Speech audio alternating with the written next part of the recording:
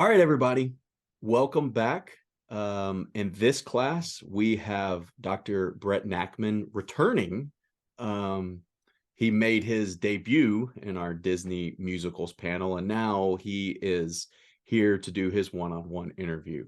Um, so he's here because a lot of his fandom with Disney revolves around music. He hosts Notably Disney, a podcast about Disney music, where he does some fantastic things. So we're going to talk about that. We're also going to talk about his research and his professional role. He's an assistant professor at the University of Arkansas right now, and so we'll get into that as well.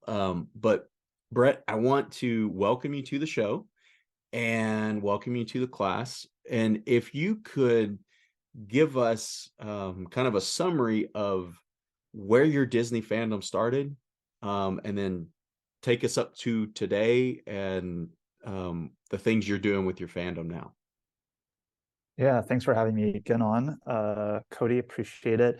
I feel like we need to buckle our seatbelts for a journey of 30 years of Disney fandom, more or less. But I'll save everybody the safety spiel.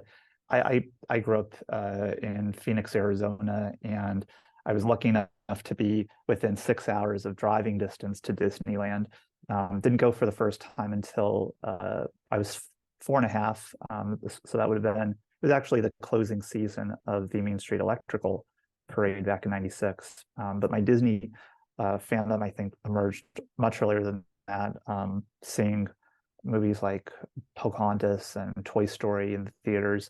And as I referenced on the panel episode, having so many of those movies on VHS, like so many folks who grew up around that period or who were parents around that period, or in their college dorm rooms with their VCRs, just the notion of being able to consume that type of media at your own pace, however frequently you wanted to. I mean, I think so many people know, particularly in this age of streaming, how wonderful it is to have access to the entertainment you want when you want it. And, I think kids today maybe take it for granted in terms of, oh, I have everything at my fingertips. Well, remember the days when you actually had to rewind a tape. But for me, it was those early memories of consuming the films that I just gravitated toward. I think certainly the music stuck out to me at the time. Alan Menken and Howard Ashman's tunes, and many others. But also, I think just the imagery, the storytelling, the characters. These tenets that Disney is known for. It's these main pillars, which often revolve around having great storytelling and characters, and music often is interwoven within that. So I think my story probably doesn't necessarily differ too much from other kids who grow up on Disney, where you consume the entertainment from your household, and often you want an extension of that. So for some, it's, I think, video games, and I played the computer games, of course. And I didn't have a video game console until older, so computer was my way of consuming I don't know if folks remember from the mid-90s, but like the Disney animated storybooks where you would click on the characters. And I remember those being really fun. But going to Disneyland, I think for the first time at 4 was a different mechanism for me to really engage in the Disney world. And that would lead down the line to taking trips to Walt Disney World. Not as frequently because of the distance and other reasons, but during my quote unquote childhood, although I think we're all children at heart if we love Disney and truly embrace that mentality. I mean, I went to Disney World probably, I don't know, 7 times as I was a kid, and Disneyland more than a dozen. So it was very much embedded in terms of my childhood, going to one of the Disney parks usually each year, and really privileged because of that. And when I say I was a Disney kid, I think it extended to more than just going to the parks and watching the movies. My room decorated with Disney posters and artwork, all the toys. Always those would be priorities for my birthday or other occasions. I would draw maps my own like little maps of like different areas of Disney parks, or coming up Hmm. with my own versions of Disney parks.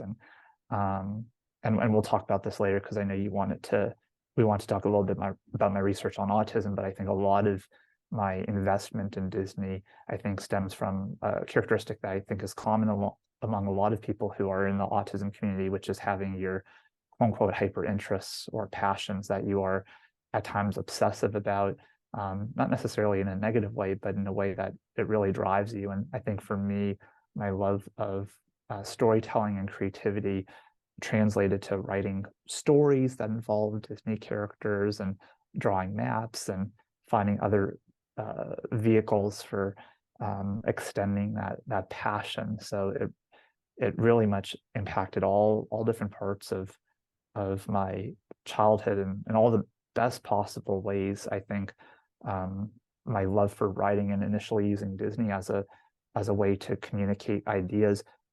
I mean, my undergrad is in journalism, and my doctorate is in educational leadership and research. So writing, which really stemmed from those early days, writing my little Disney stories, would translate to being a quote unquote academic researcher. And then the creativity that I feel like that I was able to foster during that period has had ripple effects in terms of the podcast that I host, and the interviewing skills that I gained as a young journalist ultimately translate to today as well. So yeah, Disney was threaded across all different parts of my childhood, and yeah, happy to talk more about it. But it's really cool to see, especially as an adult, as someone who's, we're so many years now removed from when the internet launched and when online message boards started and all of that. But you realized in those early days, in the early 2000s, how you're not an anomaly. You're not alone. There are Hmm. other people out there who hold the same passions as you. I always felt like, an anomaly in a sense, because I had such a fixed interest, and not just a passion, but for the products, but also the history, and a real deep appreciation for what the company encompasses and the people behind it, and realizing, what, there are a lot of other folks out there. And I think that's what the past, 15, 20 years, Hmm. through podcasting, through websites, through um, YouTube channels, and so much more have afforded. And I think that's been a huge positive, to find that community, and ultimately uh, share your passion and share your knowledge and perspective with others. Yeah. Yeah, thank you. I think on that note, it is so when I started teaching this class in 2018, it is so refreshing and really eye-opening to see how many people are such big fans of Disney. And it, like you said, you realize you're not an anomaly. There is, I think everybody knows it's the largest entertainment brand in the world, but you know, I think a lot of people also would attribute that to be because they own so much. But there is such a like visceral experience and attachment people have to the Walt Disney Company.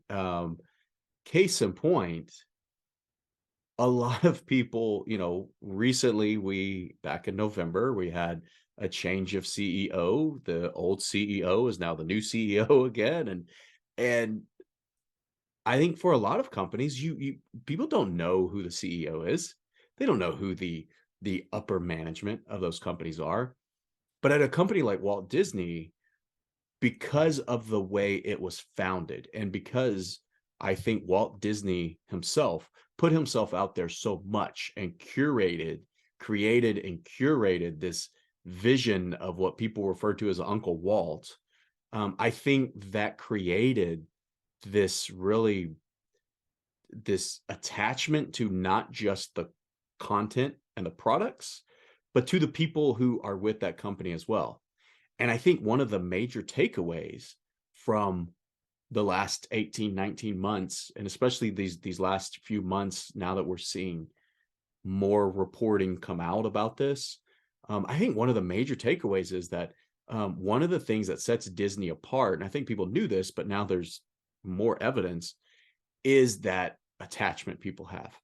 And when you are in a position of leadership within the Walt Disney Company, the expectations for how you engage with people, I think, is vastly different than the expectations or how you engage with people, in another company in a leadership role.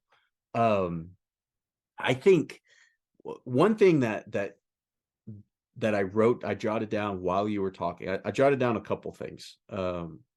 You're you drawing maps and coming up with plans for additional Disney attractions and parks, and we'll get to that later. But one thing that caught my attention early on was when you were talking about, watching VHSs of Disney films over and over again. Now that we have streaming and everything is so readily available, do you think that how do you think that impacts the repeat consumption somebody has of content? Because you definitely can, like, now, if you watch Aladdin and you want to rewatch it, just hit restart, just hit restart, just hit restart. You could do that. And you see that with Nielsen charts. I mean, with the original programming, Disney might have one program in the top 10 or two programs in the top 15 or top 20 usually.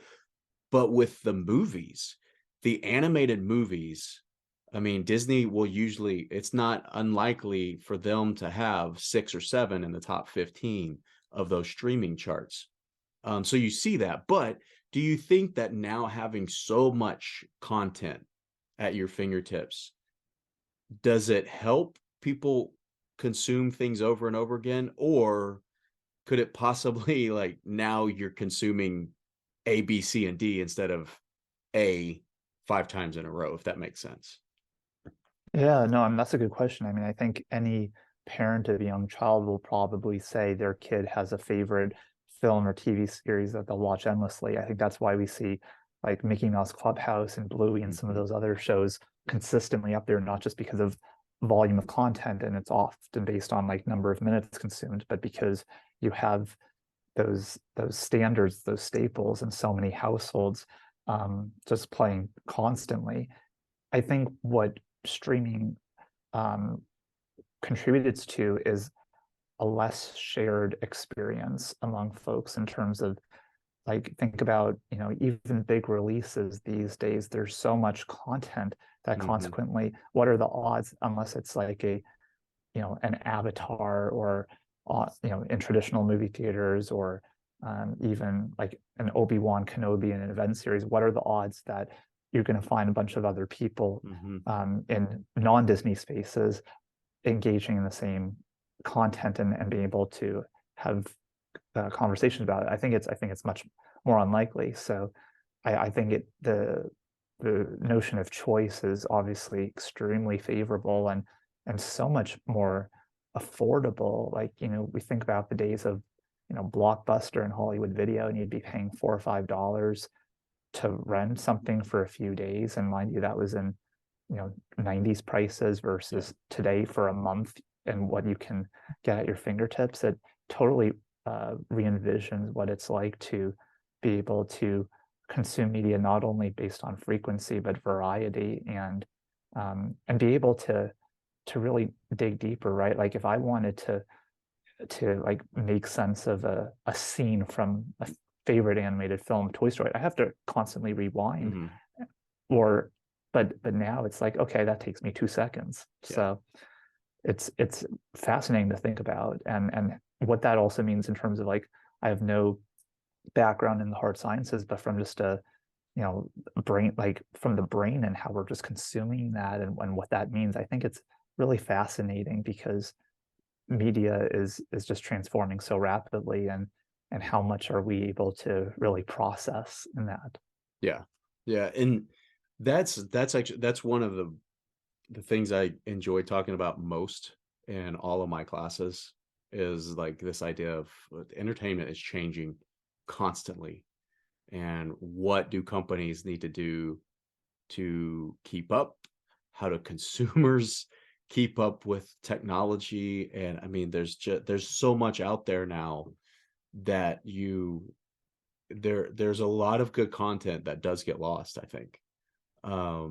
Because there's people can't sit down, and they don't a lot of people don't have the freedom or the the privilege of being able to watch things over and over and over again, and watch things throughout the day. And um so one getting on to your research and um what you want to do, you mentioned, or what you do professionally, you mentioned that the Disney movies and music um contributed to you started writing stories, you started writing your own stories, and the creativity that you were able to develop through doing that, and then also like how that led to the podcast, but how it also led to you becoming more and more interested in understanding, and therefore understanding different phenomena, and therefore researching.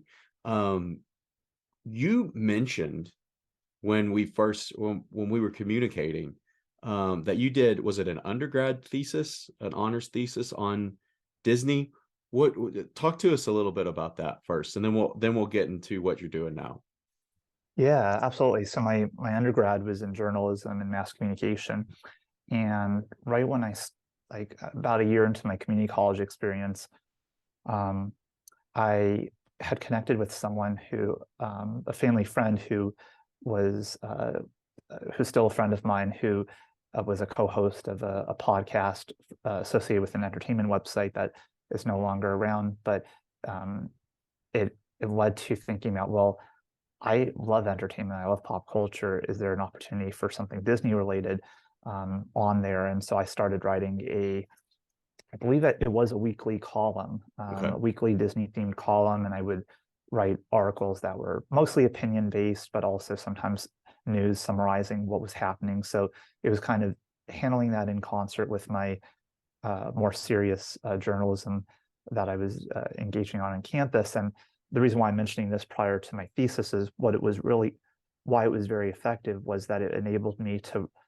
share my Disney knowledge Hmm. and interests on a bigger scale. So this was about 2010. So we're seeing a lot around that time in terms of blogs, but this was through an entertainment news site, and I started guesting on podcasts associated with the website as well. And that was kind of my first taste of like, oh yeah, like other people share the same interests as me. Hmm. And I was never really getting much feedback because again, I'm writing, putting things out there, seeing how folks respond. Occasionally there would be comments or through Twitter or other means I'd get some feedback. But what I realized was that, I really enjoyed doing this. And when the website came to a close, I ended up shifting to another entertainment website called Geeks of Doom, and I wrote for them for 5 years, and I loved it. I was doing very much what I had been, a lot of just opinion-based stuff. But what I was thinking about during this time when I was kind of coming into my own as a writer in the academic sense, in the journalistic sense, I should say, that I want to be able to really explore Disney history a little bit more intensively. And I was with an honors college at the time, and the notion is that you'd write a thesis. And clearly for me, I'm like, okay, this is an opportunity to focus on one of my passions. So I always have had such a investment in Epcot, and even though it didn't necessarily uphold the original vision that Walt had, ultimately I viewed it as like the park that is as like an ultimate World's Fair. Hmm. And so what I did is I wrote a thesis about Epcot's efficacy and at times lack thereof in terms of bridging culture and technology in a theme park context. And I mean, this is by no means my finest work. I'm still very much a budding writer, but what was awesome about it is it gave me a chance to write a really thorough literature review and learn all about Epcot. I bought lots of books. I was starting to analyze like academic articles, Hmm. more intensively. But what was really cool about the opportunity in writing an honors thesis is that if you as a student wanted, when you stage your defense, your presentation of your paper, you could actually bring in the notion of an external examiner. So Okay. someone who works in the field related to your area of interest. And so I reached out to Jeff Curdy, who's a Disney Okay. author, and he's written a ton of books. He worked for Disney for a long time officially, and then as a consultant and in other capacities. And Jeff took me up on the offer to be an external examiner. Came to Phoenix, spent the day with me. He was giving feedback at the defense presentation. He gave a little presentation about his uh, understandings of Walt Disney, and it was a great speech. But for me, that was really awesome Yeah. because it allowed me to connect with someone whose work I appreciated and really interesting individual nonetheless. And it was that mechanism for me to explore Disney in a bit more of an academic sense, even though it Yeah. was for an honors thesis, and you can find it online, but um, it was it was an excuse to study something I loved, kind of like what I know what we were talking about in terms of why we engage in the work we do. You folded a lot into your career more formally than me. For me, it's more of just an outlet outside of my formal role, but it's a great opportunity when you have that space. So why not take advantage of it? And then that led me down other avenues that Yeah. I'm sure we'll explore further.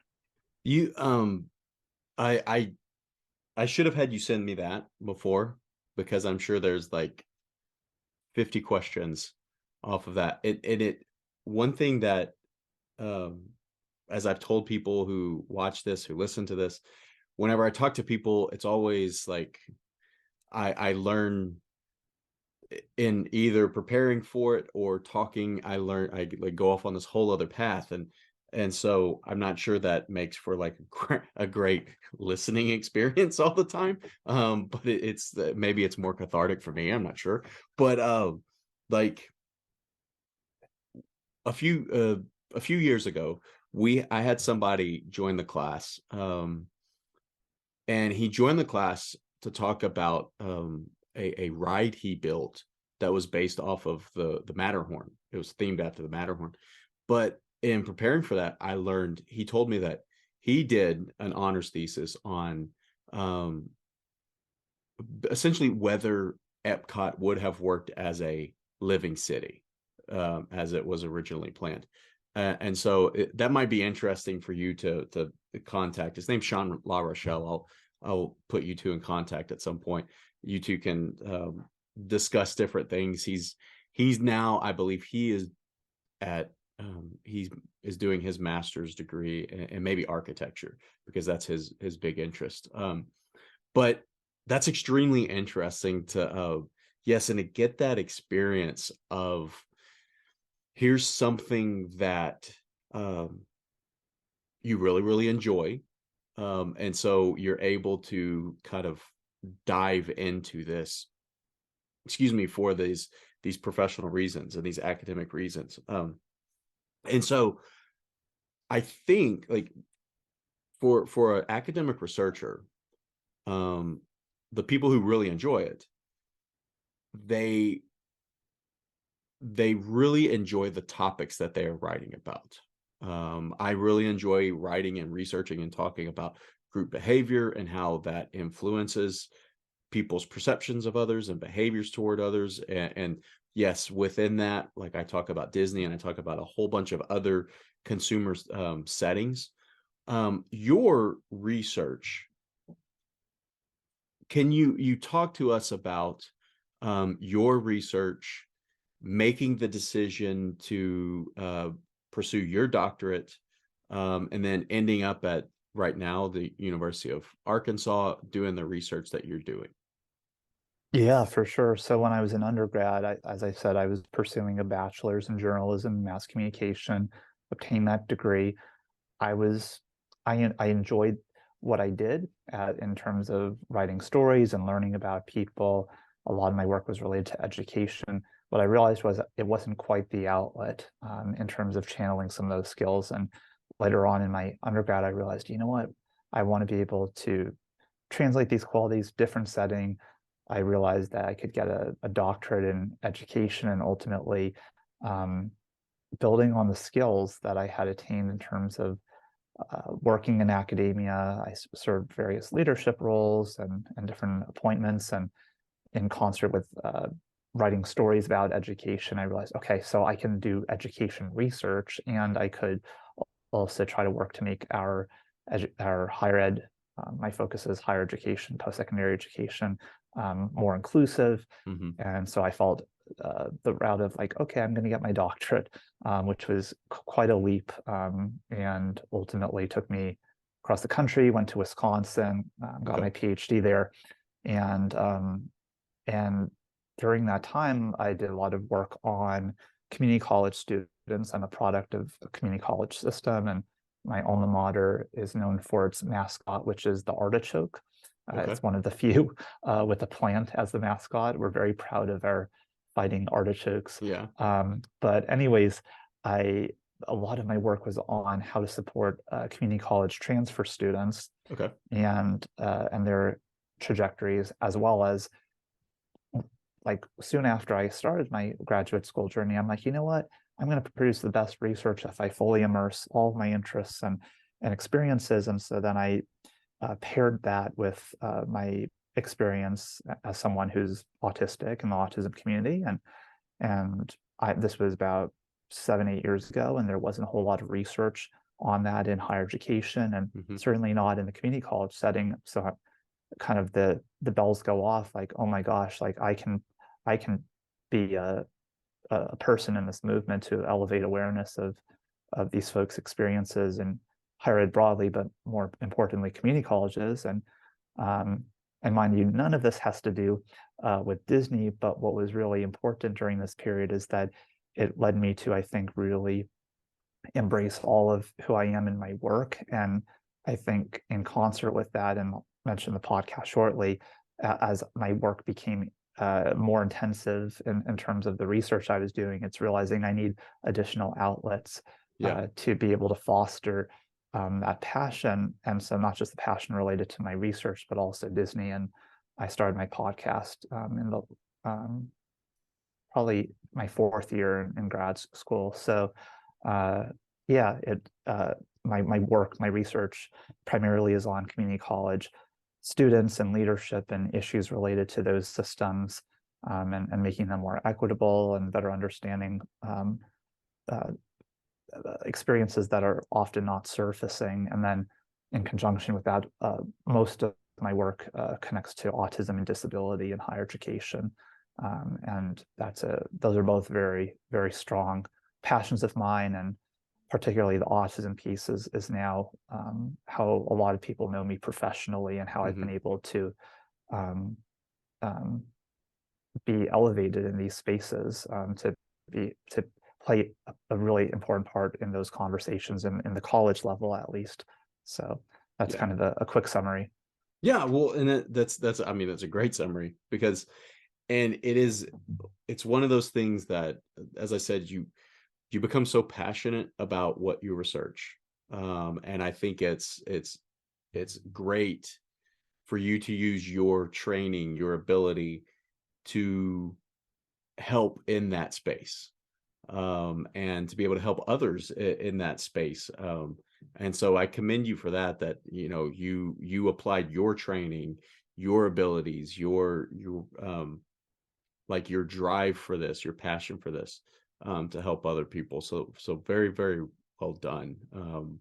And thanks for continually adding, great literature, great knowledge to the literature base and everything. I think, um, on the topic of the spectrum, I told you before we started recording, that I had somebody, Big Fat Panda, John Sakari, who told me when he first started making video blogs or vlogs in the parks, and he would record do ride along videos. So he would like record the ride, but the cue and all these things.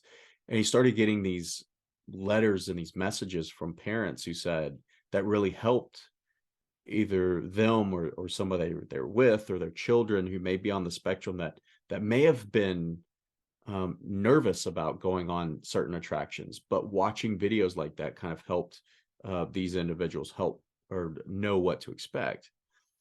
And so the question I have for you is, in your experience, how does themed entertainment or music or theme parks, how does that impact and ultimately kind of what are the positive impacts, but also possibly some of the negative impacts on someone who is on the spectrum? Yeah, that's a really thoughtful and I think big question to think about, Well, yeah, and because, you know, because it's so diverse as well. Like not yeah, yeah, no yeah. individual, individuals are they're very individual. They're not similar in many ways that experience this, but Yeah, yeah, yeah, and that's by no means is my response a critique. I think it's a great question for me to continually think about as well.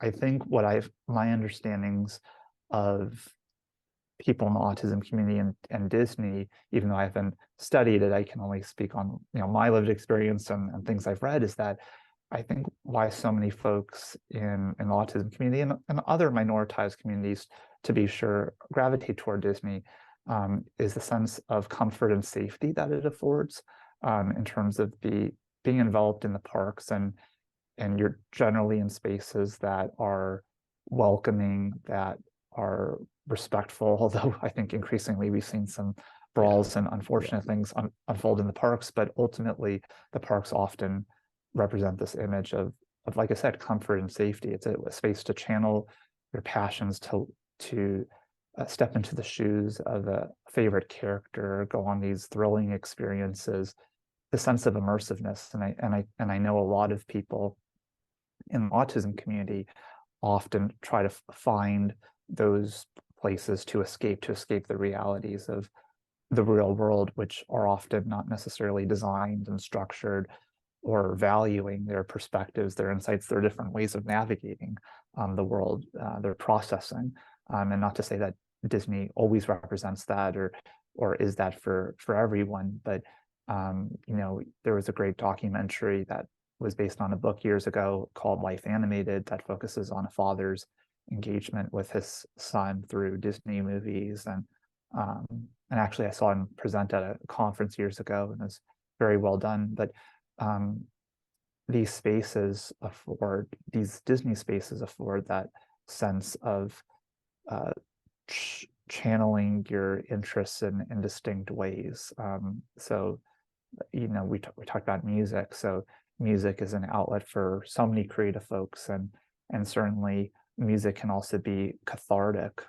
Music can be a way to experiment with, you know, playing certain chords or coming up with distinct lyrics. Um, Disney envelops all of that and more, and also I think other distinct brands have that same effect. I can imagine, Harry Potter and comics and so much more. Like we talked about at the beginning, it's the notion of characters and hmm storytelling, and sometimes paired with music. I think it's a really powerful mix. That's why so many people, I think, love to read. It's that notion of escapism, and Disney, because it engages with you on so many different levels, can be that almost uh, umbrella for everything.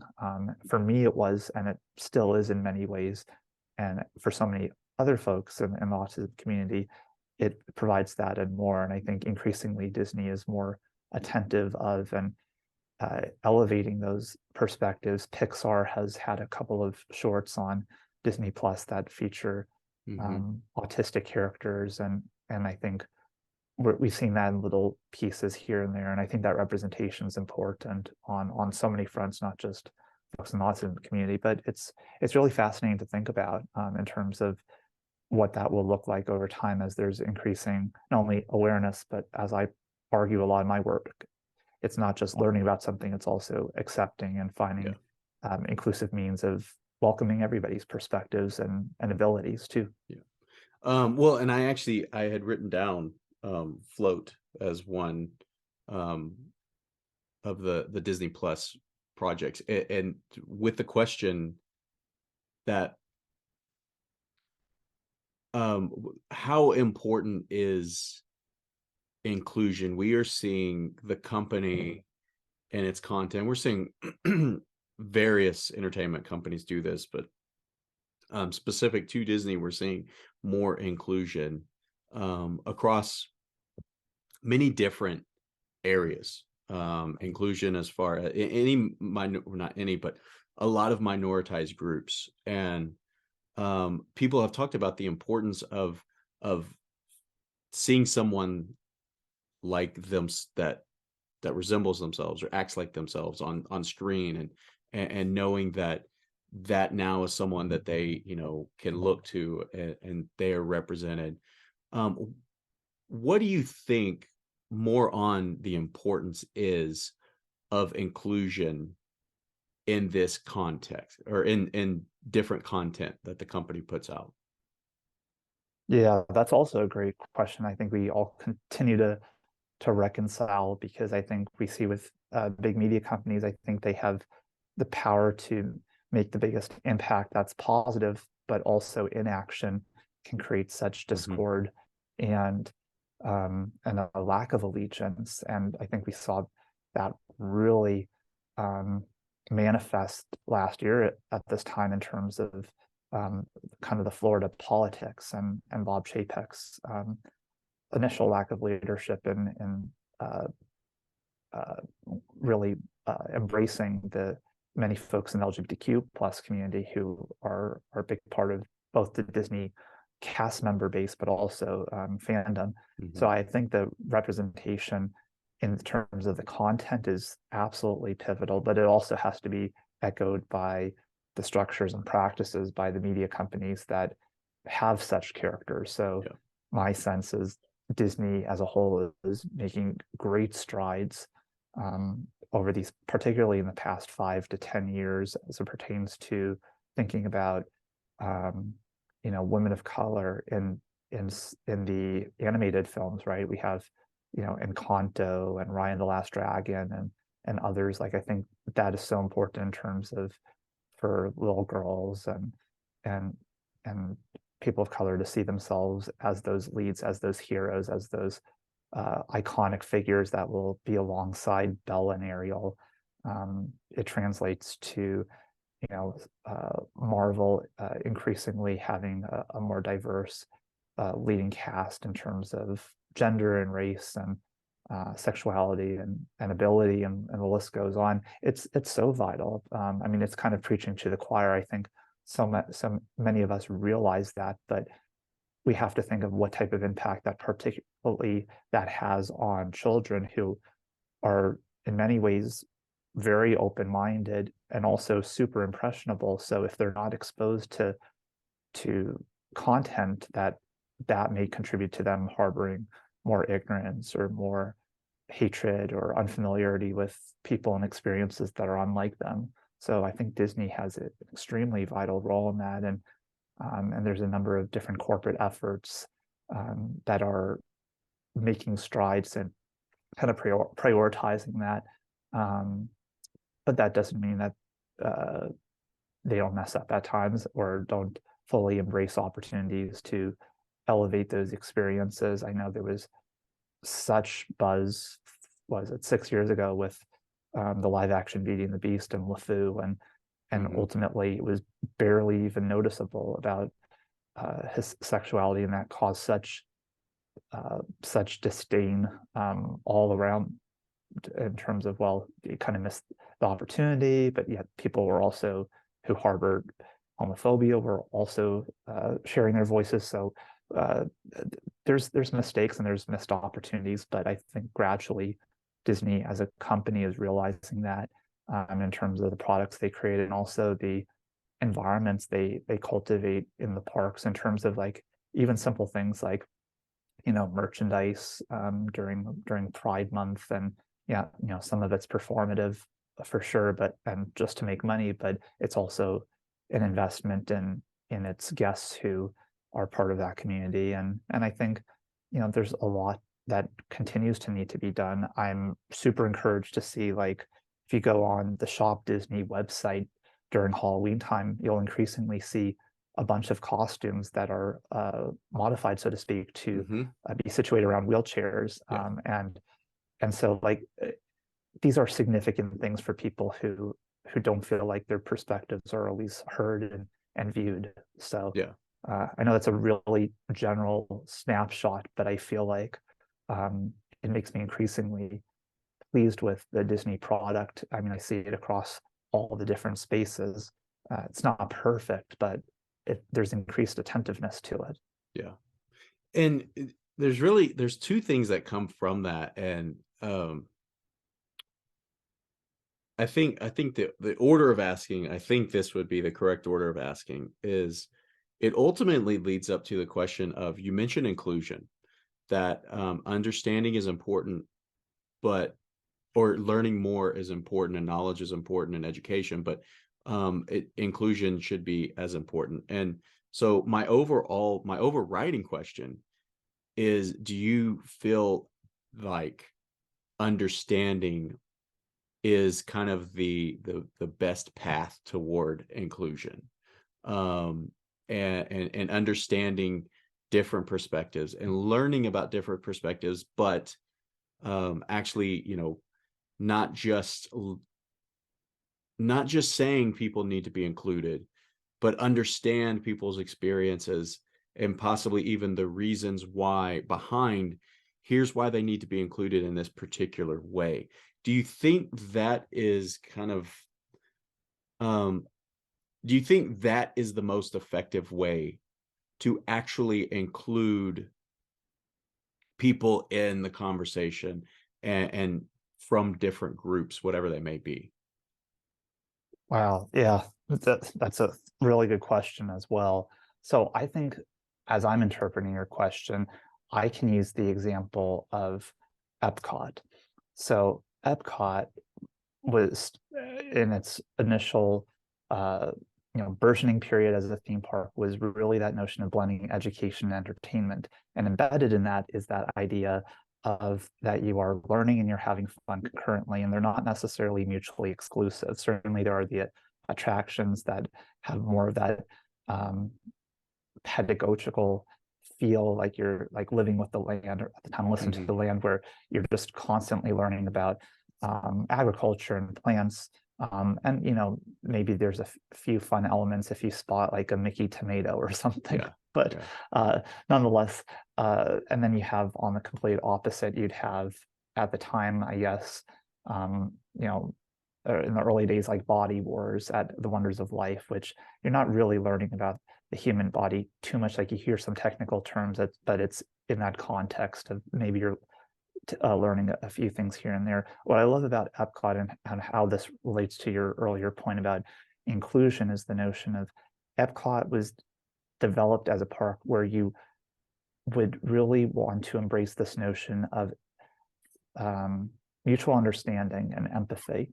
And I think that really presents itself in World Showcase, where you have representatives from different countries sharing about their experiences, having conversations where it's interactive, where it's not just staring at a screen, which you could do. You Hmm. could go to Oh Canada and watch a film, but you could talk with Canadians or people from France, and the list goes on. I think that's what Disney has always been very effective in, is that they provide initial exposure to other experiences. And I feel like the parks, and particularly Epcot, has always been very effective on that front. And I think inclusivity is threaded in its mission, maybe not super explicitly, but this notion of perspective taking. Yeah. And I think that having that physical engagement where you're walking around a park, where you're communicating with other people, serves as that really effective channel. Yeah. However, um, a cynic could say, "Oh, it's all corporate speak, or it's all through a Mickey Mouse colored lens that is inauthentic and doesn't have a whole lot of depth. But I think with so many folks, you need to think about their entrance points. Hmm. Entrance points, not necessarily just walking through the gates in that entrance point, but really in terms of entrance point, in terms of mentality and prior understandings. And so I think connected to this larger argument or understanding of inclusion and inclusion for folks who are minoritized, who have different experiences than yourself, it can all be very surfacey, right? Just this notion of like walking in someone else's shoes. But a big part of it is you need to have conversations with Hmm. others and learn a little bit, even if it's just really surfacey and really brief, but it can serve as that starting point. So if Yeah. I had not gone to Epcot as a kid, I probably would not have been nearly as interested in learning about alternative forms of energy. Yeah. And there, I mean, unfortunately now they don't have that exposure because universe of energy doesn't exist Yeah. anymore. But the point being that we can't underestimate the impact of having that immersive experience and learning about other cultures and experiences. Um, and that's what I love about what Disney represents. It's not always super explicit and right in front of you, but I think Disney is a channel for that. And I think Yeah. that the films can be really useful, particularly because we're talking about consumption earlier and the frequency. It's much easier to watch, it's much easier to watch Raya and the Last Dragon 5 times than it is to go to Epcot 5 times in a concentrated Yeah. period.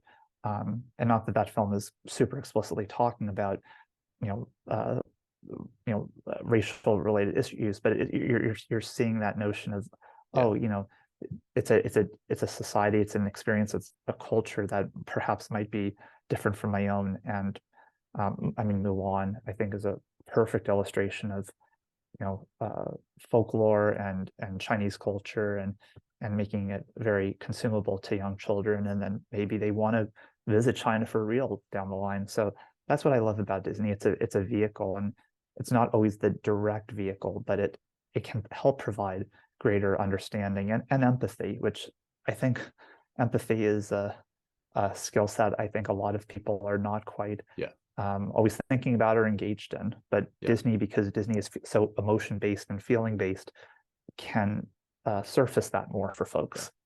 Well, and that's where uh, that's where our research has gone most recently, is identifying different settings where people react more positively toward one another or more negatively toward one another, and using some of those settings to Disney being one of them, science fiction and comics being others, that using those settings to possibly make those connections with people so that they have those connections, and then through extended, and I don't want to get too much into it, but through extended contact and talking with that person, maybe they start to understand other things, that other ideas that these people have, and understand a little bit more about them, possibly leading to more inclusion. I think one of the really interesting things about Disney is, and you mentioned that it can be this kind of introduction or sometimes a catalyst to introducing someone to a specific topic. Um, I've asked people in the past if they believed entertainment companies have the responsibility to educate along with entertain. And there's kind of, people come down on both sides of that argument. But one interesting thing about Disney, and it's multifaceted, because a lot of people know the Walt Disney Company is celebrating their 100th anniversary this year. So they're a very old company, and they are an entertainment company. So their primary, I mean, their content or their purpose was to put entertainment out into the world. And so you have people who say that, throughout history, they have been a catalyst to introduce people to certain topics. Um, Also, partially because it is such an old company, there's such a huge library of examples of this happening. Not all examples have been really good examples. You have content that they've created that they don't. You have content they created that they won't show, but because of the nature of that content and the reaction to it, and the could be hurtful nature of that content. And so, it's just so interesting because they are an entertainment company, and because part of like the early um the early show, the Disneyland shows and the World of Color shows and Epcot is that notion of edutainment, that Disney finds itself in this really interesting spot or place where um whereas other entertainment companies have not really said they're in the edutainment space, Disney kind of has. And so, there, as a fan and as someone who talks about this on a fan level but also a professional level, where do you think the kind of the balance is, or how do you rectify some of the content that Disney has put out that possibly introduces people to a topic, but maybe uses, they did it in a way that was stereotypical, that was hurtful, um and then other times that they've done it really, really well for this way to like introduce somebody to a topic. How do you make sense of all of that? And how do you Yeah. make sense of the question I just rambled on for 5 minutes about too, I guess? No, no, no. It's we got there, right? It's I'm like that too about when I get really invested in something. I think it's hard for me to think of explicit negative examples of Disney and education.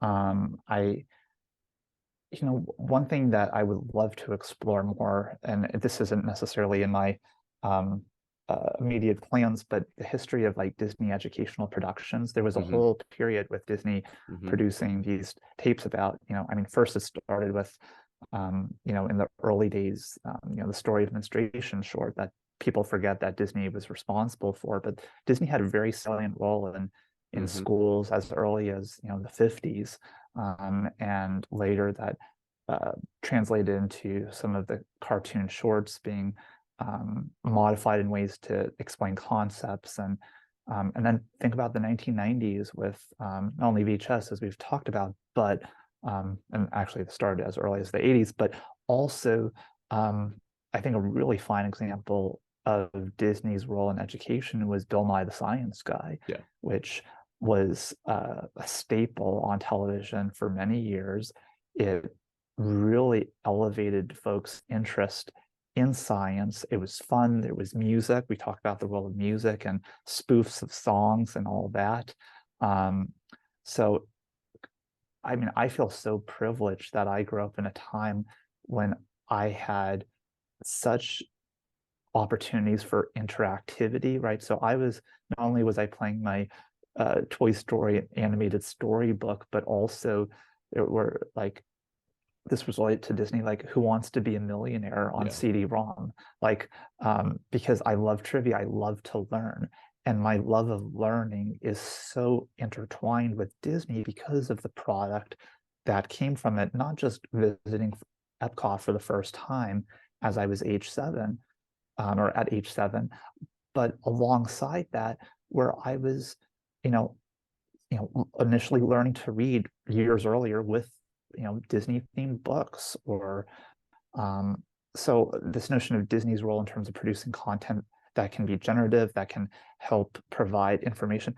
I think Disney, even though it may not always have explicit lines or divisions that relate to that, I think Disney is a key vehicle in that, in terms of particularly reading and books. I mean, children's books. I mean, yeah, some children's books are just meant to entertain, but a number address issues related to inclusion and social justice, and even just the idea of, we were talking about empathy earlier, and some of these quote unquote soft skills that Hmm. so many of us adults don't always practice. Disney has a super important role in that, and I don't think we can overlook that. Yes, it's an entertainment company aimed to make money. Disney does a heck of a lot of good in terms of providing space for folks to discover new avenues and interests and want to pursue different fields. I mean, think of, the number of Imagineers who became experts in their craft because they visited the parks and wanted to know how is this building constructed, or what tools were used to create this mosaic, whatever Hmm. the case may be. Um, the company is made up of people who are fantastic in their craft because of that love of learning, often connected back to their initial exposure to Disney, whether it be through the parks or the films or the Yeah. products or other divisions. It's really incredible. I'm not sure if I totally hit at your question, but I feel like Disney's overall very effective in terms of its educational efforts, even if they're not super apparent at surface level. Yeah. Yeah. And the last one on this, how do you think the company has addressed their shortcomings in the past? I mean, they have some, uh, now they have messages in front of some of their older content, that talks about like how, some of the content's not appropriate, or it was stereotypical. How do you think, especially an older company, which newer companies possibly don't, well, they just don't have to, they don't have the long history and the library to address some of the things that would have happened in the past. How do you think that the company has handled issues like that? Yeah, I mean, that's certainly a tricky issue. I'm of the mindset of that censorship is not good, right? We need to learn from our mistakes. We need to learn from our history. And as tired as the term is, some things are products of their time, even if not favorable. It's not where we necessarily should be more understanding of people harboring problematic um, portrayals of communities or any of that. We do have to recognize, though, that um, society evolves and hopefully certain understandings emerge as there's a greater sense of inclusion, but we even see that disrupted in our Mhm. 2023 world. But I have actually, because this is kind of a conversation point, I have a question for you. Did you happen to see the documentary on Disney Plus recently about the history of Mickey Mouse? Um, It was called I Mickey, the Story of a Mouse. I did watch it. I will have to admit I watched it one time, and it was kind of, I was doing various things while I was doing it, so I didn't really get to pay close attention to it. Yeah, the reason why I mention it is I think it's a really interesting example of how Disney's trying to make sense of its history in Hmm. terms of there are some references in it on how Mickey Mouse uh, kind of demonstrated problematic characteristics in I his do earlier remember, days. yeah, And I do remember that part of it pretty well. Yeah. yeah, and some of the reviews that I was reading of the documentary after were it was this, mix of commending Disney for acknowledging its shortcomings, but also saying, well, even this is painted with a certain, no pun intended, painted with a certain brush where it's acknowledging but not necessarily addressing the extent of harm. And again, it comes down to who is telling the story, right? Are you going to be focusing on all of the negative um, things associated with your background or experiences? And Disney has a fine line to walk there. And ultimately, I think acknowledgments are the right start. And I also don't think we need to constantly focus on negative things from our past so much as focusing on how do we shape a better future, right? We need to acknowledge Hmm. and we need to create space for that, right? Like the constant debate in the Disney world would be when and how would Song of the South be released, and ultimately, certainly under Iger's leadership and probably his comrades, that's not going to be in the cards because very much opposed to it, and you know, it represents a lot of negativity for just reasons. And in the same breath, I think we need to focus on that, you know, all of these different elements of Disney's past still influence its present and future direction. So, um, this reveals itself in a number of ways, and this is where history books and historians are so Hmm. important to uncover knowledge not only about the products of the past that we sometimes forget about, right? in terms of shorts that haven't been showcased for years, but also the people behind them, right? Yeah. We get to a certain point where everybody and everything can get canceled for one reason or another through association.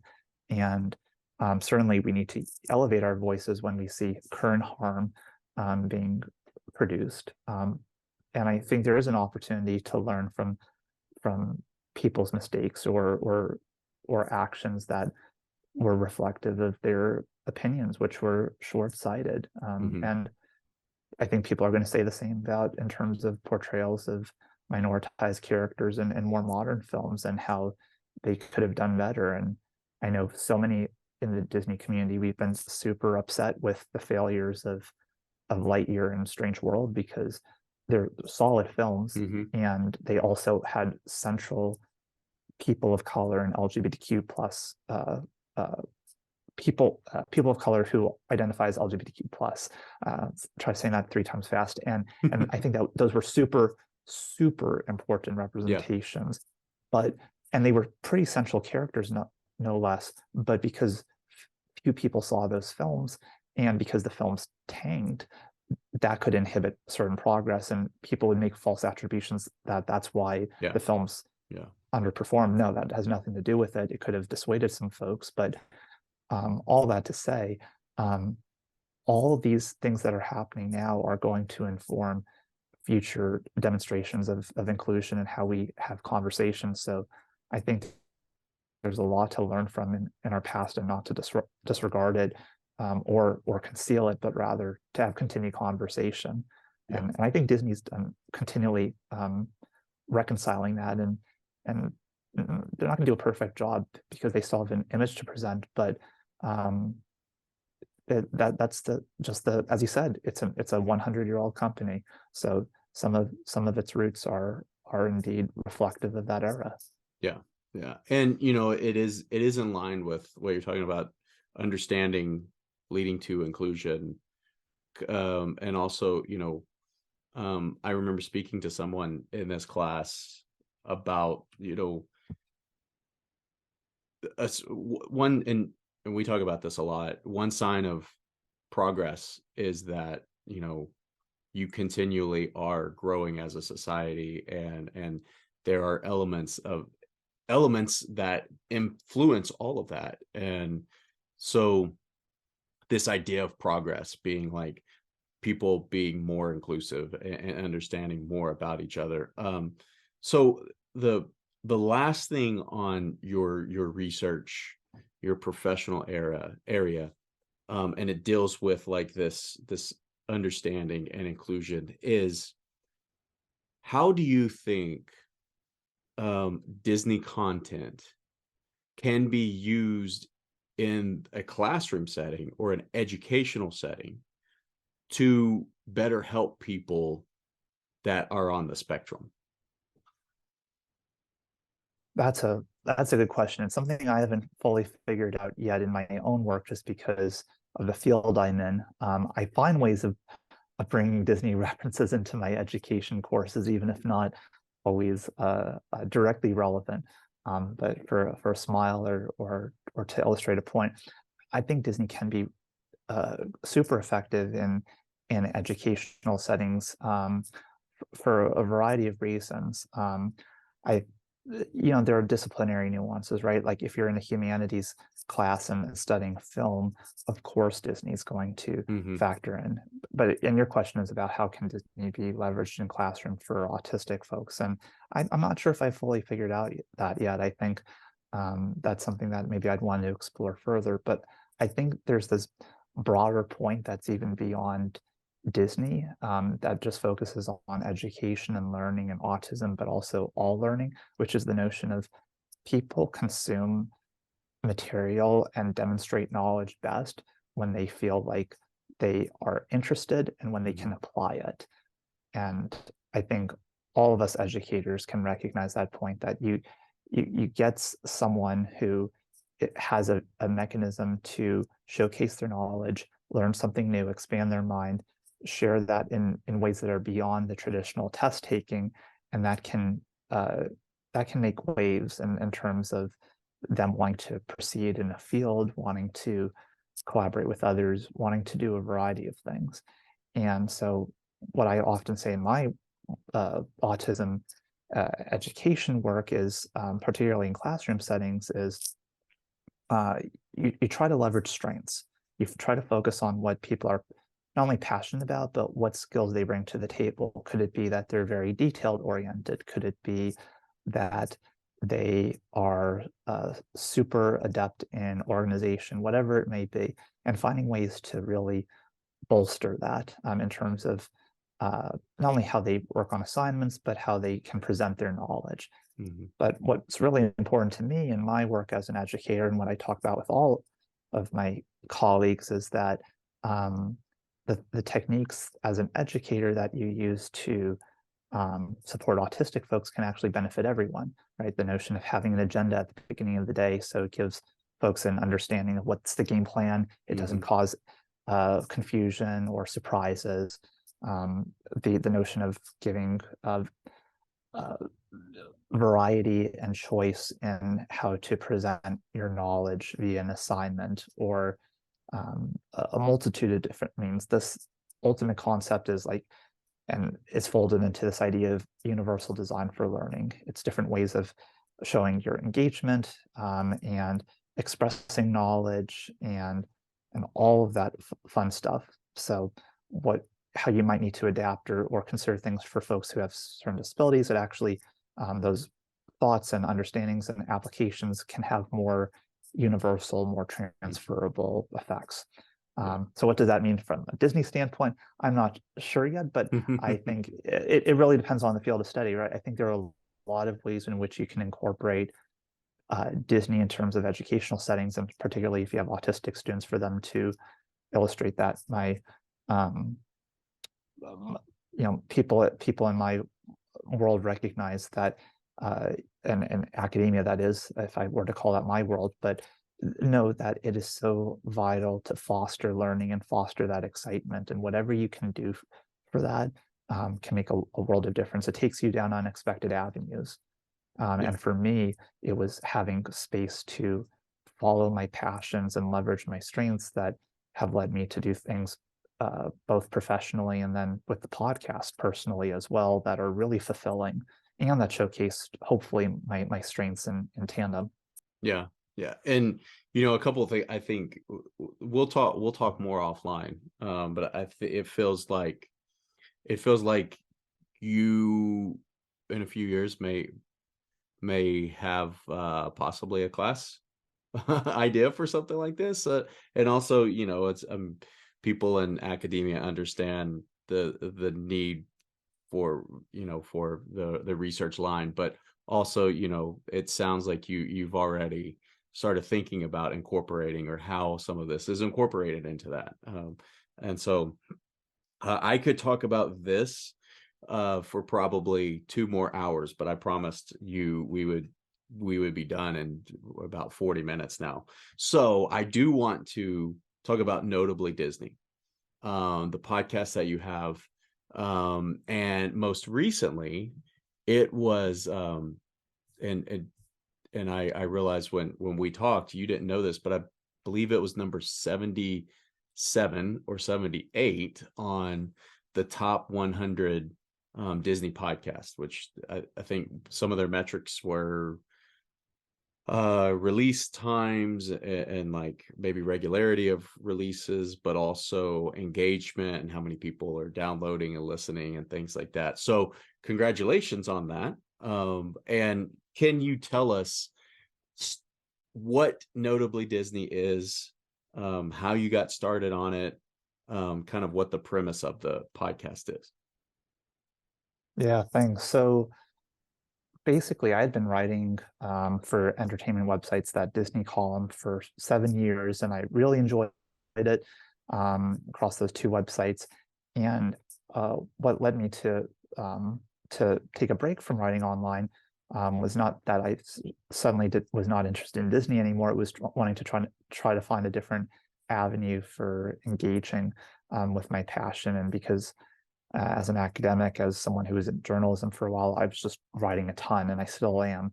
And so it's like, okay, what's another outlet? And I have been a consumer of podcasts since the nascency of podcasts in '05. Like I was, you know, inside the magic in its first few months. I was listening to and WDW radio and other podcasts that are no longer around. Like I was consuming that stuff constantly because it was another way for me to realize, as we are talking earlier, people love Disney and people have stuff to share. People have experiences to relay, whether it be working in the parks or interviewing Imagineers or just big group of folks at a round table talking about the news. There's a lot of different avenues. And so I was kind of at this juncture, well, I'm not writing online anymore, but I want to find another avenue to tap into. And I had I'd guested on a podcast, or a few podcasts earlier in my journey as a writer, and I'm like, this is kind of a cool mechanism. I wonder if I could do this sometime. And I realized that the Disney podcast marketplace is pretty saturated. This was 4 years ago now, and it still is. But like you'll find like on the most random niche aspects of Disney, or it'll be where it's pretty much redundant, where you could find 20 podcasts that ultimately are not too dissimilar from one another. So it's like, okay, what would be my niche? And so I realized, well, at the time there was only one book themed podcast on Disney. So Book of the Mouse Club, and Courtney and Emily host a great podcast there. They have English backgrounds. They handle book reviews, they interview authors, and I've become friends with them, and they're wonderful. And I realized, well, I love books. I wouldn't want to be duplicative with what they do. And then I realized, well, nobody's really doing a Disney music themed podcast. And then I was thinking about, well, what about the overlap between the two? Because, books and music, they're different types of media, but there's this still foundation in my sense of storytelling that happens through lyrics and through words on a page. And so then, okay, then the process of like, what do I call this podcast? What's going to be something that is a mouthful, but kind of encapsulates books and music. So notably, I felt like was a good word that has some multiple connotations. So I know you weren't asking for like, how did I come up with the name for the podcast, but it was a very exciting thing. And then one of what's that? Yep, I think you're muted, Cody. I said that. No, that's brilliant. I'm glad you said that. You and it made me laugh. You said you want to find something that's nice and short. Being a fan of Disney isn't necessarily the shortest title either. So but captures the point. It captures the point, which is what matters. It's literally the name of the class. So that's kind of goes along with that. But keep going. Yeah, no, dual purpose. And then so basically, okay, so I have the general concept, books, music, mesh it. But what am I actually going to do with that? And I'm thinking, well, I I was wondering at one point, do I want to co-host? What would that involve? And I ultimately decided not to do that. But I'm like, okay, well, I don't want to be talking the whole time. I don't want to be hearing myself the whole time. So I'm like, maybe make it an interview show, because I have a foundation in that, not only in terms of my journalistic roots, but as an educational researcher, I'm interviewing people very frequently. And I like to learn, I like to meet new people. And maybe I would do a few episodes on my own, but mostly let's talk with some other people. So yeah, I started in early 2019, the notion of 2 episodes a month. There had been some months early on in the podcast where I handled it weekly, but for the past few years, people can expect twice a month.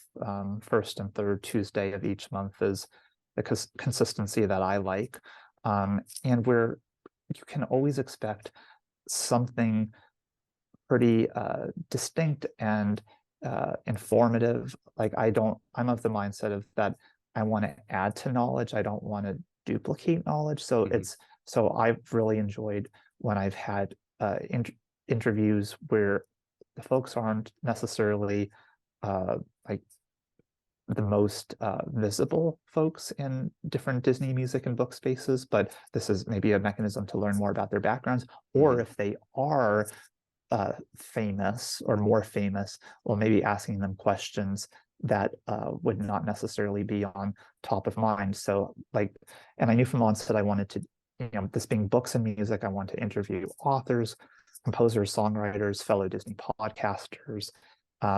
Episodes alternate, there might be a couple of episodes in a row that have more of a music focus, but then a book. Sometimes there's a mix. Sometimes it's occasionally all of episodes are a bit broader and not necessarily directly connected to music and books, but most often people recognize this. But a perfect example of an episode where I have someone pretty famous on, but I'm not talking about what you'd expect.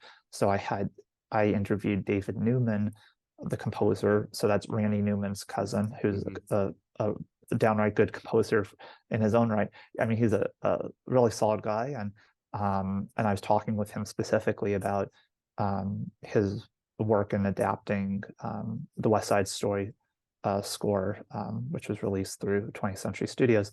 Anyways, but I mean, yes, I want to talk about that and ask a few questions, but I'm thinking to myself, well, his Disney background, he did the score for 102 Dalmatians. Why not ask about that? Yeah. And he was just, I think, tickled because nobody's really asked him about his music for that. So that's an opportunity where, again, you have someone who's more notable, but you're engaging a conversation with them about stuff that you really can't find on the web or in other spaces. So let's hear more of those stories surface. So that's kind of core to my approach, whether it's someone who's more notable or not. Let's learn about their backgrounds. Let's hear about their unique contributions to the company. And if they're a fellow podcaster or fan, well, let's have a really stimulating conversation on a topic. And sometimes it's total fun and fandom and sharing about personal opinions, but sometimes it's even more substantive than that. Yeah. And I mean, it's over 100 episodes now. So people can listen wherever they listen to their podcast, whatever platform they're on. And yeah, I like the show because, as you said, some of the episodes are more that playful, let's talk about like what we like and give our opinions on things. But then if there are specific some of the interview episodes, that if there are ones that kind of spark a person's interest, then they are very, very insightful and not just where you think it's going to go. So here's my attempt to showcase that in this interview, and I don't know if I'll do a good job. But Monday we recorded for this. So this was a few days ago for people that will listen to this or watch this in the future. You were actually part of our Disney musicals panel. And we had great conversation about like what makes a musical, what is just like kind of background music. When we got into like what are some of your favorite musicals, what are the ones that you wish were added to Disney Plus, and so if people want to listen to that, they'll have the opportunity to listen or watch that one separately. But one thing that I didn't get to ask you before is about movie scores. A few months ago, I had Ken Rosenthal on Ken Skidmore on to talk about his love of voiceover work, his work in radio. But then we got into this big conversation about movie scores as well. And so I wanted to ask you, since you've talked to people about this, what are some of the more meaningful movie scores that you have come across? It could be Disney, could be non-Disney, and what kind of how or why did you identify with those?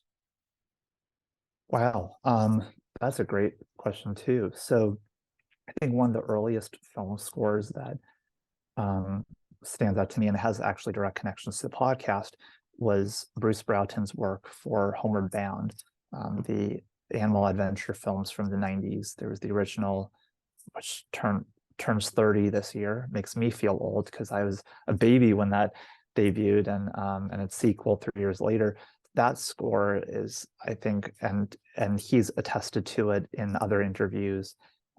People talk about online. Those scores are very meaningful for folks because it's attached to a film that's also meaningful, which is this notion of animals trying to find their way home, and the love that so many people have for their pets, and the significance of those movies, and kind of illustrating how we assume our pets feel about us as humans. And the score is, it has some country and Western elements. There's some beautiful use of the fiddle and unique instrumentation, but it also has a classic symphonic score at times. It's a beautiful piece of work, and it's a score that I grew up on.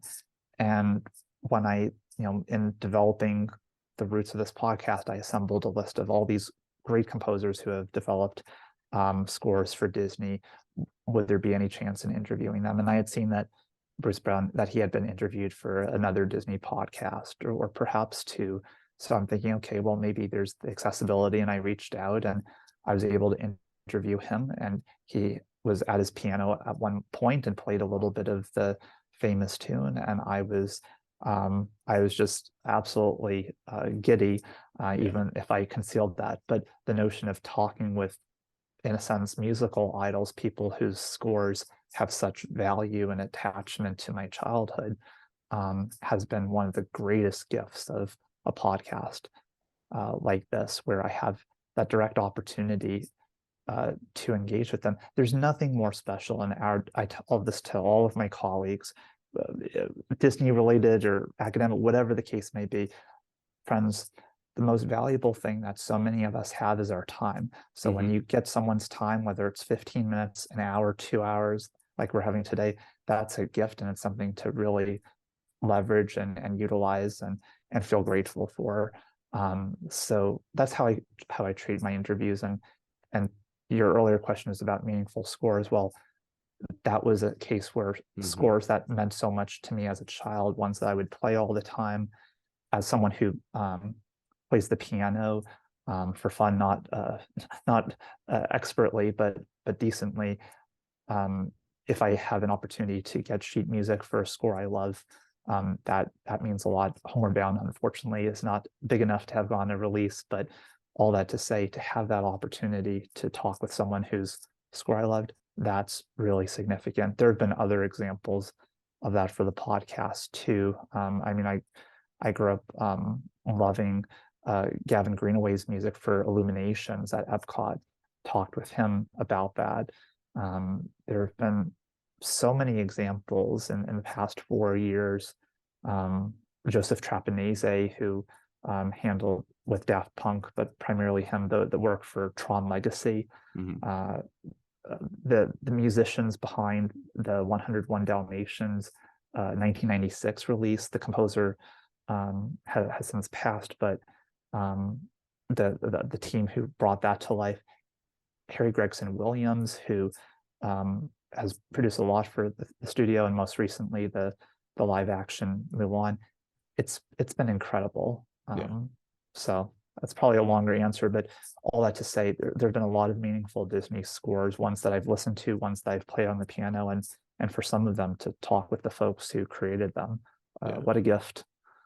Well, and it does bring up another podcast related question. And this will be the last one, and then we have a few other things.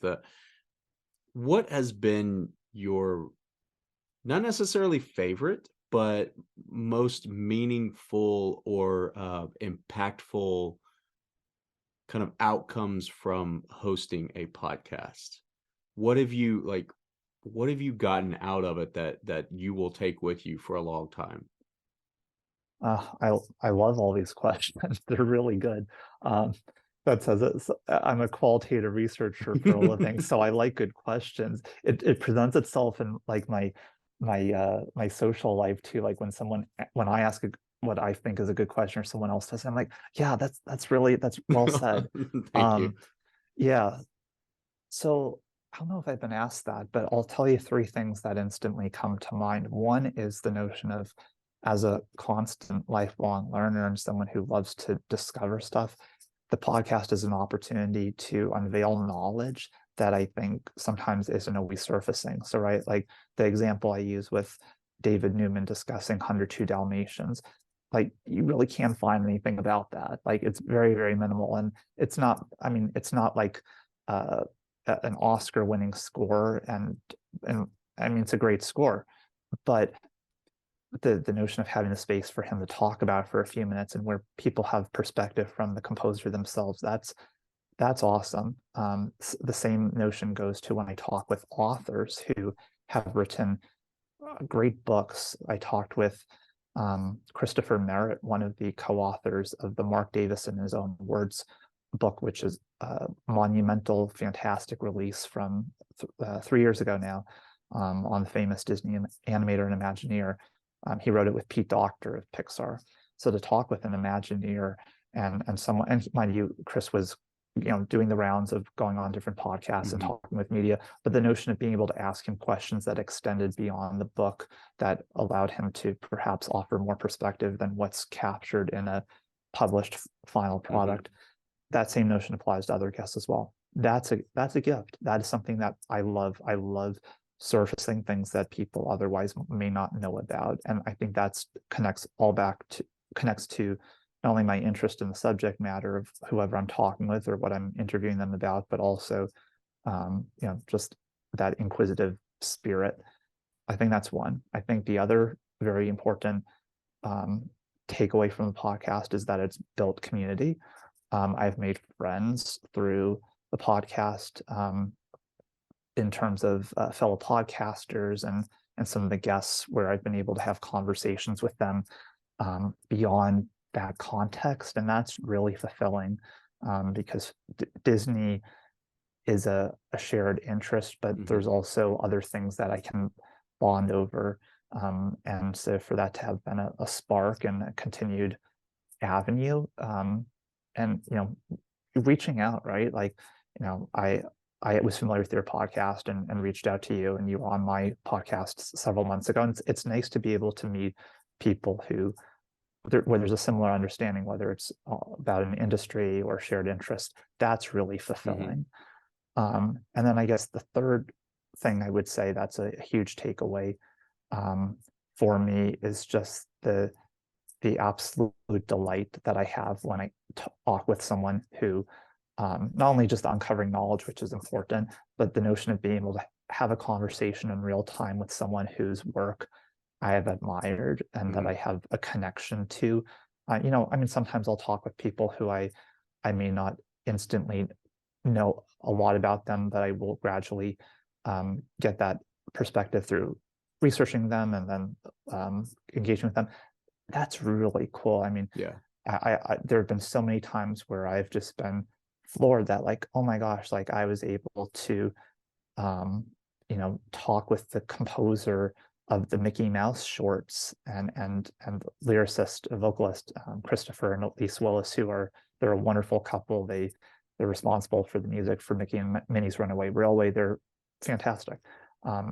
It's absolutely delightful. And I feel really, really fortunate that, I mean, I feel like I have like the small little podcast, and I don't always know like who's engaging or who's listening, but to have that space, I'm doing it for me as much as I am for other people. The notion of being able to, again, respect people's time and space and give them an outlet to share knowledge, and that's wonderful.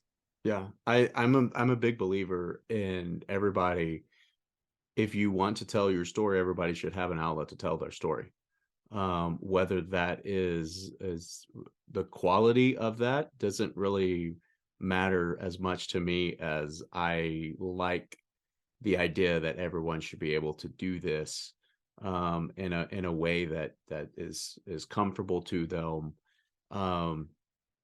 And so I really appreciate that response. I appreciate everything that we've talked about today. I think to close up before we get to the rapid questions, one thing that we do in this class is the students, they a few years ago, I wrote a paper about how students, or how the Marvel Cinematic Universe can be used and how the characters in that universe can be used to help people acclimate either to college or to work or wherever.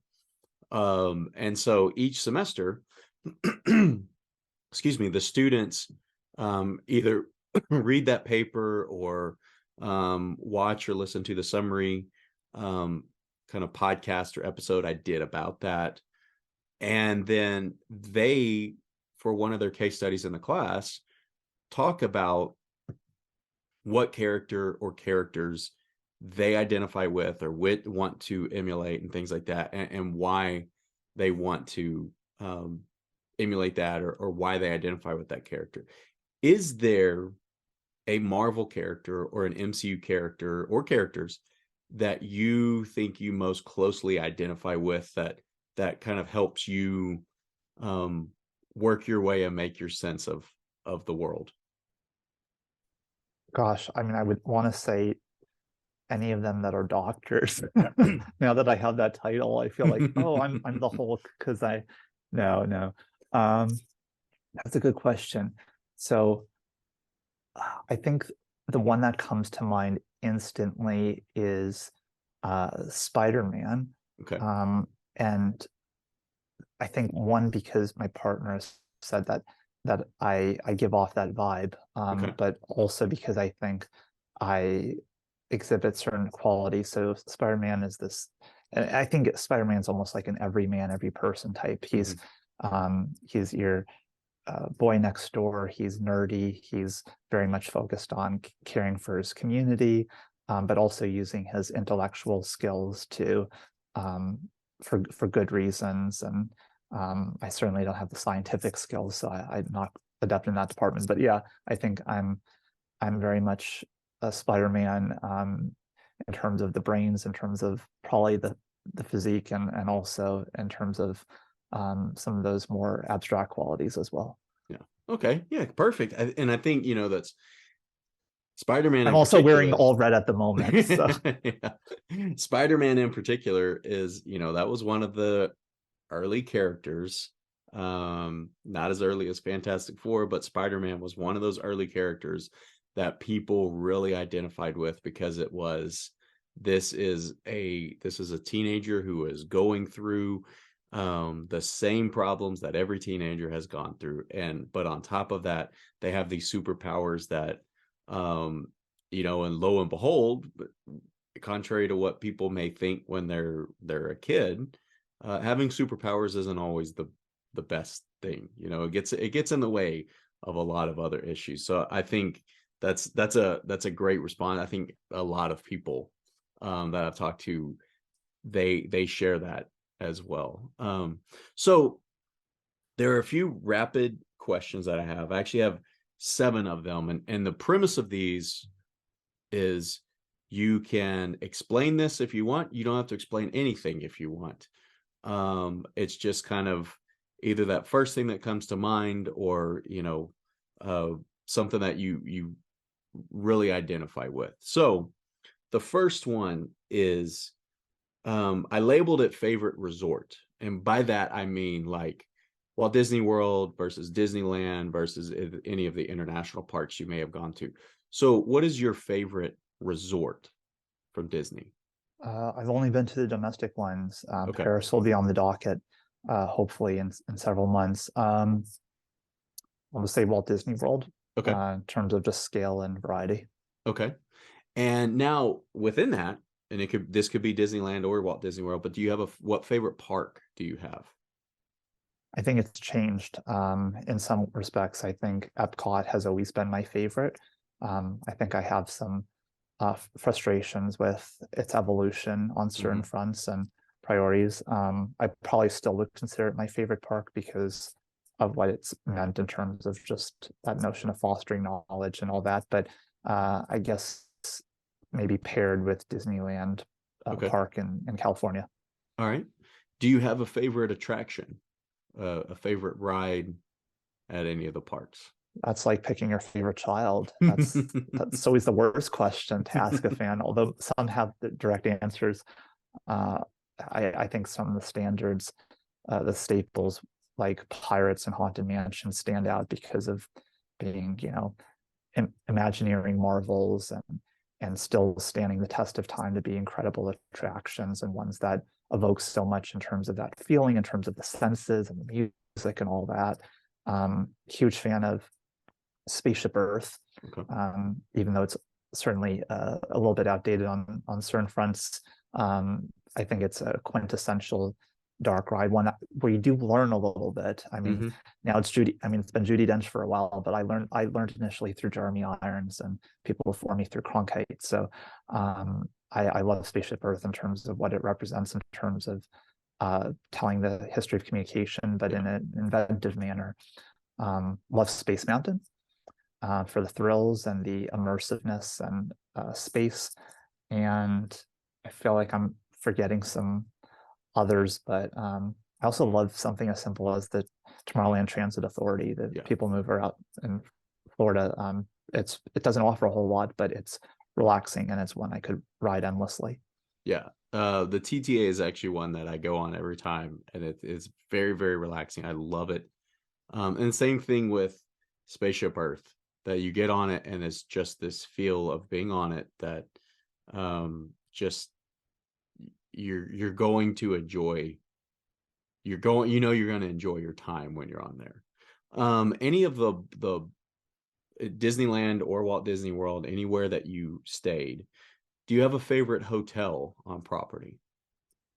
Honest answer is I haven't stayed in many of the resorts.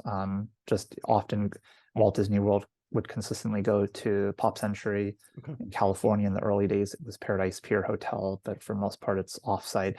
Um, I think in terms of places I visited and experienced, gosh, um, there are a lot of great resorts. I'm not sure if I can answer that question just because I haven't had the experience to even Okay. visit a bunch of them. And I think that's been increasingly the goal. So on my last WDW visit, um, through the Skyliner and through other transportation, stopped at a bunch of the resorts. And so that was nice to have that initial exposure. I can't tell you that. I Yeah. just I'm ignorant. Do you have a favorite we'll combine this. Do you have a favorite restaurant and or snack when Mm. you're in the like when you're walking around, what's your go-to meal, or when you decide to go to Disney Springs or you decide to actually do something quick service, what's your choice? Oh, that's a good question. Kind of the same answer. I haven't experienced enough of the dining in restaurants and people. And I joke to my friends when talking about meals, like I'm a vegetarian with a lot of vegan tendencies. So like some of the things that other people might like, I might not go for. So like the turkey leg is not on my list. Yeah. Yeah. Gosh, I love if they're warm, I love the Mickey pretzels and some mustard. Okay. But you can't go wrong with getting some ice cream. Yeah, I'm not sure if there's like one go-to food, but um, I like when the portion sizes are considerable because I think that's the one thing that consistently irritates me now. Like, am I getting my money's worth Yeah. for the snacker meal? So hard to say. I love with so many places the ambiance, and I think Animal Kingdom's really Yeah. nice with that in terms of some of the settings of the dining locations. Okay. And these last two really come from you mentioned earlier you used to draw maps and plan different areas of the parks. So the first question is, um, what, and I've asked a few other people this, but what is a dream attraction for you to be built? It could be something that Disney already owns. It could be something that like Disney doesn't own, but you wish they would either acquire it or negotiate the theme park rights for it, similar to what they did when they built, the Indiana Jones and they put the stunt show spectacular in, and then with Star Tours before that. Do you have a dream attraction that you would like to see built? I will preface it by saying that I would, I said I would draw maps. I actually I would draw queue lines and like Okay. fake trees on paper. Like I went all out and like would figure out like the ride tracks and what would the scenes be. And so far as a I think I was 7. I actually sent a letter to Michael Eisner with a proposal, like a one paragraph proposal for a Toy Story dark ride. Okay. So, and it was acknowledged with a couple of postcards and a Very generic nice. response. But I mean, that's how far it went. I would at this point, So I feel like, what was yeah, the dark what was on the dark ride? Like what was it I, made up of? I mean, I don't think my Was it description was Midway Mania? no, I don't think it Okay. was a terribly, no. I mean, that'd be amazing, right? And I should get royalties or something. No, I think I don't remember the description. I think my description would have been something along the lines of that you would board vehicles that resembled the characters. So Okay. like the RC car or Ham or something like that. And then you would just go through the like a traditional dark ride. Yeah. As an adult, I would probably say, well, you know, now some of the dreams that I think so many of us have been realized with Beating the Beast, attraction in Tokyo, even though we don't have that here, and Little Mermaid. I probably would go for, and this is kind of a maybe a go with me here idea, uh, and this was an idea that I conceptualized years ago, National Treasure Hunt. So Okay. almost like an Indiana Jones style attraction behind um, in Walt Disney World, in my mind, it would be behind the American Adventure if they Okay. had the space, and I don't think they do. Um, and it would be where you would board a vehicle like a Jeep, and you would go through, I don't know, some different famous structures in American history, and something would go wrong, and a way to leverage that live action property, and you'd have a Nicolas Cage animatronic, and I don't know. I think that would be really fun. Yeah. Um, and considerably costly in this day and Yeah. age. Yeah. Are you watching the Disney Plus show National Treasure Edge of History? Are you watching any of that? My answer is I watched the first 2 episodes, and I don't think the writing or the acting is particularly strong. So Okay. I probably need to get back to it. I love the score. I love Trevor Rabin's work It for that. Yeah. I'll say to me, I've enjoyed it. I think it gets hopefully gets better if you get back into watching it. I will say in the series, and I won't ruin it for you, but they visit two places that I have visited actually frequently in my life, and neither one of those places are the actual place. I looked up the filming locations because I watching, I'm like, that is not that location.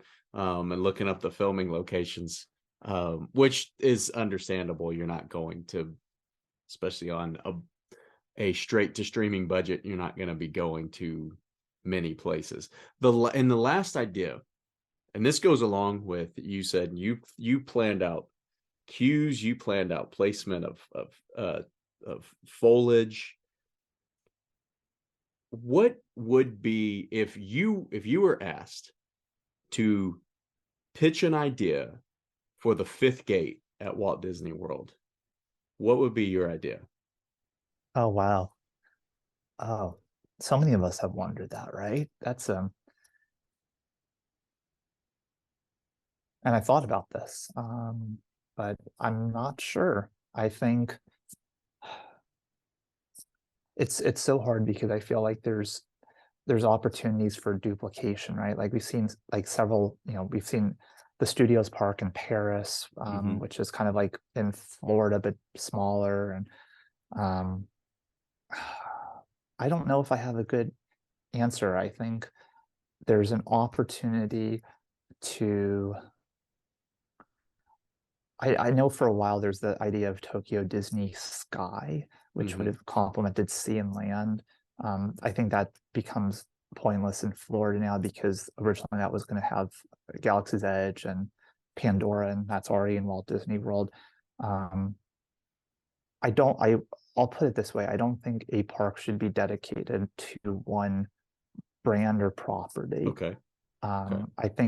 I think honoring a common theme, and that's why my understanding of Tokyo Disney Sea is so effective, is because there's a way to capitalize on both properties but also places and areas, and I think that's really served that park quite well. So I would say it has to have a common theme that's not contingent on a brand that may lose its popularity over time. So I don't know what that looks like. Okay. Um, but I also am very confident that we're not going to see anything like that in the next decade or even 15 years. There really needs to be more attention on making the current parks more robust. Yeah. So, Okay. but great question. All right, well, thank you so much for joining. Brett, what if somebody wants to listen to the show, if they want to interact with you, what's the best way for them to do that? Yeah, I mean, I feel like I've told my whole life story and exhausted everything here, but if you want to engage with me, you can listen to Notably Disney and subscribe for that wherever you listen to podcasts. So just type in Notably Disney. As for me, you can find me on Twitter. That is BNACHMAN reports. So that stems from my journalism days. So I didn't change the handle there. I'm still reporting. It's just different type of content. And you're welcome to email me at bnachman@uark.edu. Okay. All right. Well, Brett, thank you so much for this. This was amazing. And have a great rest of your day. Thanks for having me on, Cody. Bye.